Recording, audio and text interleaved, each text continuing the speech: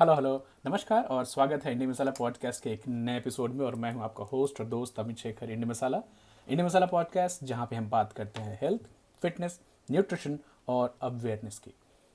आज की जो टॉपिक है, ये आज हम कोशिश करेंगे समझने की कि जो टीनेजर्स हैं, खासकर टीनेज लड़कियां हैं, उनमें किस तरह के ईटिंग डिसऑर्डर्स होते हैं। और as a parent, as a society, how can we help support the people who are struggling with body image issues and issues like anorexia and bulimia. ये आखिरी एपिसोड में हमने बात करी थी, सीजन 3 चल रहा है हमारा और एपिसोड नंबर 37 की टीनेज ईयर्स में जो न्यूट्रिशन होती है, इसका बहुत ह्यूज इम्पैक्ट होता है आपके एडल्ट लाइफ पे। आप पूरी जीवन बॉडी आपकी किस तरह से जाए, it's kind of foundation stone जो होता है ना, वो डालना होता है।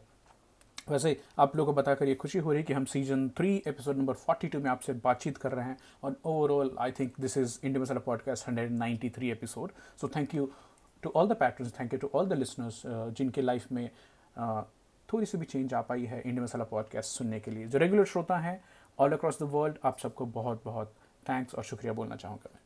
आज न्यूट्रिशन इन एडोलेसेंट एज की बात करते हैं, तो कुछ एग्जाम्पल देना चाहूँगा एंड ये हाइपोथेटिकल एग्जाम्पल्स हैं। तो एक आयशा नाम की लड़की हैं। आयशा 15 साल की हैं, फीमेल। वो सडन वेट गेन से अपसेट हो रही हैं और पोस्ट लंच वो स्कूल में बाथरूम में जाकर के वॉमिट करके आती हैं। एक बार इट्स ओके, बट ये 2 बार होने लगा, फिर 3 बार, एट द एक्सटेंट दैट 3 से 4 बार, 5 बार वो दिन में वॉमिट करने लगी। She got caught. दिवाली के डिनर के बाद फैमिली गैदरिंग में वो गायब हुई और काफ़ी देर तक बाथरूम में थी। तो किसी पेरेंट ने नोटिस किया और तब उनको पता चला कि ये काफ़ी दिनों से खाने के बाद वॉमिट कर रही थी। और ये काफ़ी कॉमन बिहेवियर है जो कि देखा जाता है टीनेज गर्ल्स में। हर्ष हैं जो कि 14 साल के हैं और उनका बॉडी के साथ, वेट के साथ ऑब्सेशन बहुत ज़्यादा रहा है। हर्ष बचपन में शॉर्ट एंड चंकी रहे हैं all throughout, but sudden growth spurt I 13-14 के पास और अभी हर्ष टॉल एंड थिन हो गए हैं। Now he doesn't want to go and being fat again and being shamed like being called a fat kid. So he though he hated vomiting, उन्होंने क्या किया कि खाली सैलड और प्रोटीन खाना चालू कर दिया, बहुत सारा रनिंग, बहुत सारी वॉकिंग चालू कर दी, लेक्सेटिव्स खाने लगे सो दैट वेट कंट्रोल में रह सके। बाहर से दिखने में Harsh looked trim and athletic, but internally he felt exhausted, fatigued, irritable. एक रात स्टमक क्रैम्प के साथ बहुत हाई फीवर आई और बाद में उनको इस मिस्टीरियस इलनेस को पता करने के लिए हॉस्पिटलाइज करना पड़ा और डॉक्टर से बहुत सारी टेस्ट की। बाद में पता चला कि हर्ष को मेल न्यूट्रिशन हो गई है because of obsessive thinking about wait and not eating proper meals. तो ये जो वेट ऑब्सेशन है, ये टीनेज में ज़्यादा होता है और लड़कियों में ज़्यादा होता है।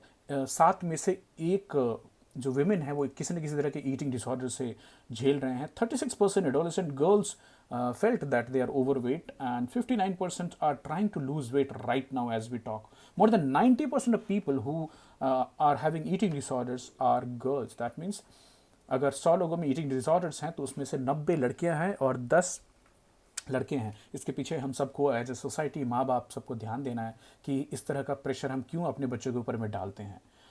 Teenage boys also have body image concerns and perfect body की ऑब्सेशन उनको डाइटिंग और कंपल्सिव एक्सरसाइज करने को मजबूर करती है। अब ईटिंग डिसऑर्डर्स कौन से होते हैं, तो एनेक्सिया नर्वोसा है, बुलीमिया नर्वोसा है एंड बिंज ईटिंग डिसऑर्डर्स। दोस्तों ये सारे के सारे साइकोलॉजिकल डिसऑर्डर्स हैं। एनोरेक्सिया जो जिन बच्चों में होती हैं, उनको ऐसा लगता है कि जो नॉर्मल बॉडी वेट है वो ठीक नहीं है। They feel that it's too much for them to carry. Bulimia, repeated episodes of binge eating followed by compulsive behavior like vomiting and using laxative. तो एक बार बहुत दबा के खा लेना है, उसके बाद फिर गिल्ट होती है, फिर बहुत दिनों तक खाना नहीं खाना, बहुत खाना स्किप करना है, वॉमिटिंग करनी है, लेक्सेटिव इस्तेमाल करना है। सो इट्स जो अनकंट्रोल ईटिंग बिहेवियर होता है उसको बिंज बोलते हैं, binge eating, and that also corresponds to binge alcoholism also.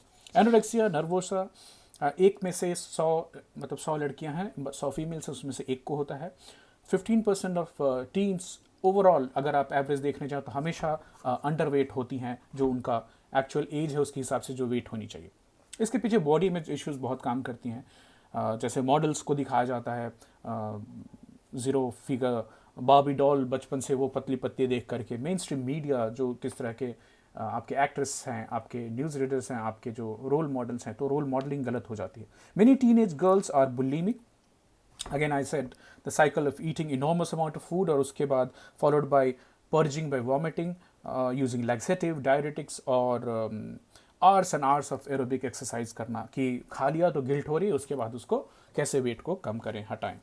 Warning signs as a parent जिसको हम ध्यान दे सकते हैं, देख सकते हैं, खासकर बुलीमिया के include over thinking about wait, strict dieting and bingeing, over eating when stressed, ध्यान दीजिएगा इसको, जब भी चिंतित रहें तो ज़्यादा खाना खाते हैं, feeling out of control, disappearing post meal, खाने के बाद बच्चा गायब हो जाता है तो पता ध्यान कीजिए कहाँ गया, कहीं वॉमिट करने तो नहीं गया, डिप्रेस्ड मूड, ये काफ़ी इंपॉर्टेंट है चेक करने के लिए, सब्सटेंस अब्यूज़, थैंकफुली आपको ये सब देखने का मौका ना मिले, डिप्रेस्ड मूड देखना, frequent use of laxative and diuretics, excessive exercising, irregular menstrual cycle, these are warning signs as a parent you can take notice of and ध्यान दे सकते हैं आपका। बुलिमिया, एनोरेक्स, ईटिंग डिसऑर्डर्स के कारण क्या होते हैं, इसमें कॉम्बिनेशन ऑफ फैक्टर्स हैं according to researchers, family relationship कैसी है, साइकोलॉजिकल प्रॉब्लम्स कैसे हैं, जेनेटिक्स कैसी है, पीयर ग्रुप कैसा है, दोस्त कैसे हैं, किन के साथ आपका उठना बैठना है बच्चों का, तो उसके हिसाब से भी उनकी थॉट प्रोसेस आगे जाती है। साथ के साथ जो मैंने पहले बोला, media and the popular media, the kind of false body type जो एक जनरेट कर देगा, सिक्स पैक होनी चाहिए, पतला होना चाहिए, दुबला होना चाहिए, तो एनोरेक्सिया को एक मेंटल तो नहीं बोला, साइकोलॉजिकल कंडीशन बताया गया है जहाँ पे आदमी ऑब्सेस्ड होता है परफेक्शनिज्म के लिए, कंसर्न ओवर छोटे छोटे गलतियाँ होती हैं उसके ऊपर में, खुद के जो हाई पर्सनल स्टैंडर्ड्स होते हैं कि नहीं मेरे को ऐसा दिखना चाहिए, ऐसा होना चाहिए, parental expectations also play important role, and also the kind of criticism they might have receive because once they were fat and लोगों ने उनको मोटा बोला, या फिर स्पोर्ट्स में नहीं ध्यान साथ दे पाए, या फिर और जो बुलिंग होती है मोटे लोगों के साथ, that could be one of the factors. Symptoms क्या देखने को मिल सकते हैं आपको, अ डिस्टॉर्टेड बॉडी इमेज, इसके पीछे मरीसा पियर्स अक्सर बोलती हैं कि आप चाहे बॉलीवुड के स्टार हों, आप हॉलीवुड स्टार हों, आप कितने भी बड़े हों, अगर आपके अंदर में ये फीलिंग है I am not enough, then you're going to suffer.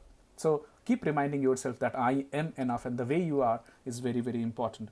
मैं इसके बारे में थोड़ी और बात करने वाला हूँ। स्किपिंग मोस्ट मील्स आप देखेंगे उन बच्चों में, अनयूजुअल ईटिंग बिहेवियर्स, एक बार में हजारों कैलोरीज खा लेना, उसके बाद 2-3 मील स्किप करना, frequent weighing of weight, check करते ना कि वेट कहाँ गई, एक्सट्रीम वेट चेंजेस, कभी मोटापा के लक्षण आए, कभी दुबले हो जाना, इंसोम्निया, नींद कम आना, कॉन्स्टिपेशन होना, स्किन रैशेज, ड्राई स्किन होना, डेंटल कैविटीज़ होना, इरोजन ऑफ टूथ एनामल, ये सब वार्निंग साइंस हैं, loss of hair and nail quality, direct अगर आपकी जो हेल्थ है वो आपकी नेल क्वालिटी और आपके हेयर में दिखती है, क्यों, बिकॉज वो दोनों बहुत ही ज़्यादा ग्रोइंग सेल्स होते हैं, बहुत जल्दी ग्रो करते हैं, तो अगर न्यूट्रिशन की कमी होगी तो इन दोनों पर असर ज़रूर दिखता है। Hyper activity and high intensity in exercise, तो खाना और गिल्ट फील करना और बहुत ज़्यादा एक्सरसाइज करना, बच्चे अक्सर डिनाइल में होते हैं कि उनके साथ ऐसा कुछ गलत है, या फिर ये जो बिहेवियर है ये गलत है, मूडी होंगे, एंक्शियस होंगे, डिप्रेस्ड होंगे, विड्रॉ करने की कोशिश करेंगे अपने दोस्तों से, एंड ज़्यादा ओवर सेंसिटिव होंगे क्रिटिसिज्म के, ख्याल रखिएगा इसका। और like any trauma, insecurity, depression, low self esteem, they keep the body image issue hidden from the parents, secret from the parents.